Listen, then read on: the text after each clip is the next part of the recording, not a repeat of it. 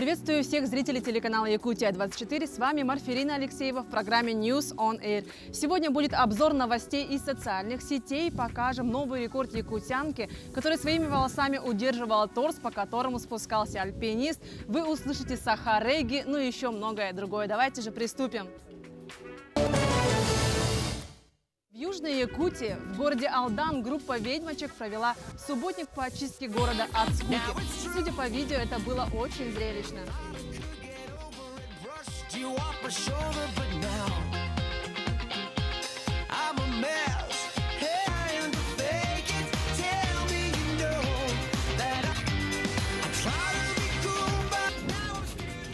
Якутяне приняли участие в программе «Поле чудес» на Первом канале. Выпуск был посвящен столетию Якутского АССР, и оформление было как на Исехе, рассказал телеканалу приглашенный хомусист-виртуоз Спиридон Шишигин. В викторину сыграли 9 якутян. Игрок из Чакурдаха привез строганину, председатель Тампонского района оленину. Кроме Спиридона Шишигина, участников и зрителей поздравили игрой на хомусе ученик ЯГНГ Мичил Ядреев и Ольга Подлужная. Выпуск передачи с участием якутян покажут уже 13 мая.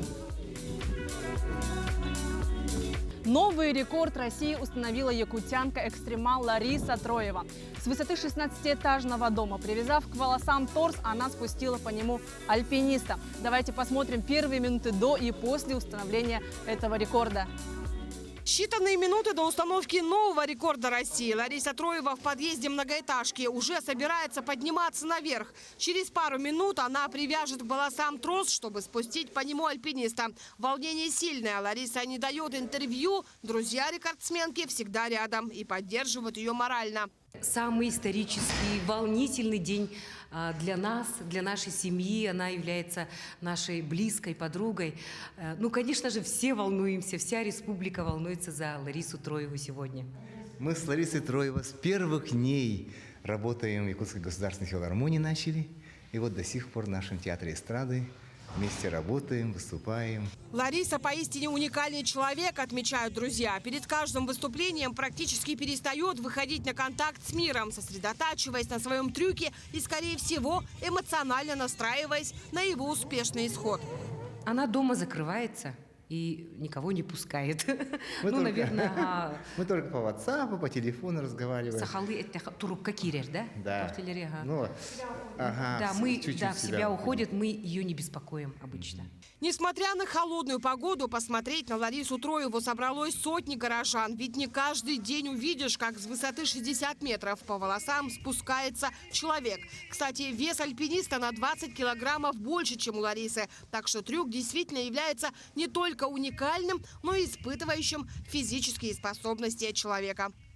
Очень сложный, да. Вообще, представляете, как физически возможно на волосах человека? Да, у него есть возможности. Ну, наисложнейший, конечно. Представляете, как это вообще будет происходить?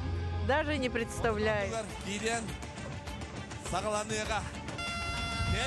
Вот мы видим, как к Ларисе на данный момент привязывают к волосам.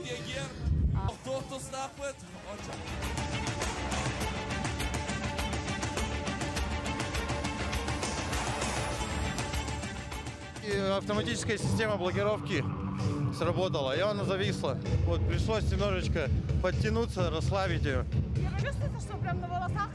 Да, и, конечно, чувствовалось. Вначале, я говорю, вот она был немножко не уверен, страх все равно. Не каждый день на волосах спускаешься. Рекордсменка России и мира Лариса Троева и в этот раз смогла удивить своего зрителя. Не остановил выполнение трюка и сильный холодный ветер с порывами до 8 метров в секунду. Рекорд получился. Для Ларисы эти первые минуты победы самые волнительные. Сначала, да, конечно, была нагрузка чуть-чуть, но потом уже все. Я это сделала, я так благодарна. Такой пик, какой В начале, в самом начале, когда он спускался. Там нет, там не боль, там чуть-чуть нагрузка, ну там чуть-чуть чувствуешь, а так все нормально.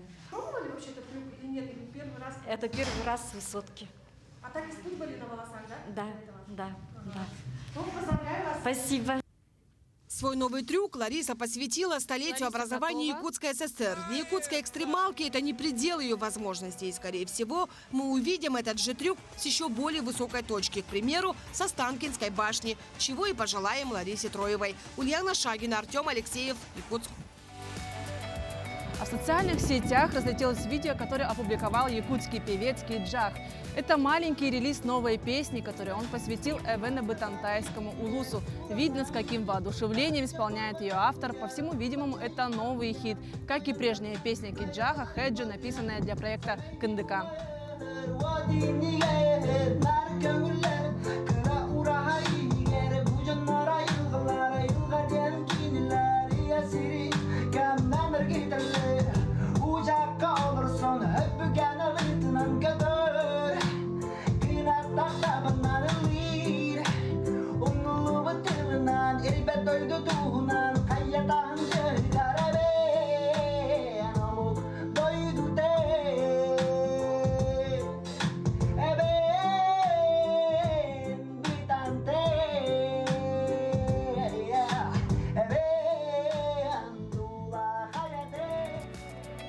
На прошедших выходных по всей Якутии прошли очень зрелищные и большие мероприятия, посвященные столетию Якутской АССР. К примеру, в Якутске общество выпускников школы ЯССР с 1980 по 1991 годы устроили флешмоб. 950 человек закружились в едином танце и сделали рисунок флага Якутии.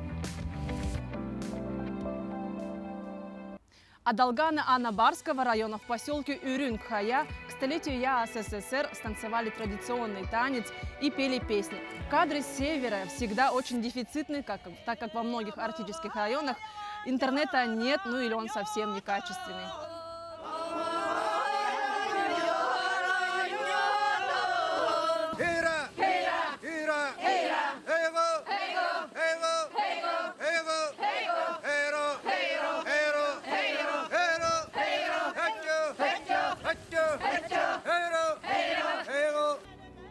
А в городе Владивосток молодежь Якутии собралась, общалась, развлекалась в формате лагерного мероприятия «Саха-поход-22». Давайте посмотрим, как это было. Студенты во Владивостоке очень сплочены. Раз в год традиционно организовывают такие встречи в формате детского лагеря, где проводят разные игры, посиделки у костра, общаются и делятся новостями. В этот раз данная встреча приурочена к столетию образования республики. И к этому они подготовились очень ответственно. Игры по станциям, много интересных и увлекательных конкурсов, а главное, много дружеского и родного общения. На самом деле они неотъемлемая часть нашей жизни, студентов из Якутии, потому что, во-первых, они сплочают, здесь присутствует совокупность музыки, дружелюбной атмосферы и просто природы, грубо говоря. Это очень замечательно, по-моему. Нарыя Ушницкая не просто красавица, но и отличница, и активистка. Проводит много мероприятий для студентов из Якутии и при этом не забывает про учебу. Сама Нарыя из Хангаласского улуса и каждый год старается приезжать на родину. А когда есть такая возможность встретиться с якутянами, вспомнить быт и культуру родной Якутии, всегда охотно идет на встречи, а в основном сама их организовывает. Сегодня мы тут собрали больше 150 якутян. Это наши студенты, это армейцы. И также в этом году мы пригласили студентов из Хабаровска, якутскую организацию «Хатан».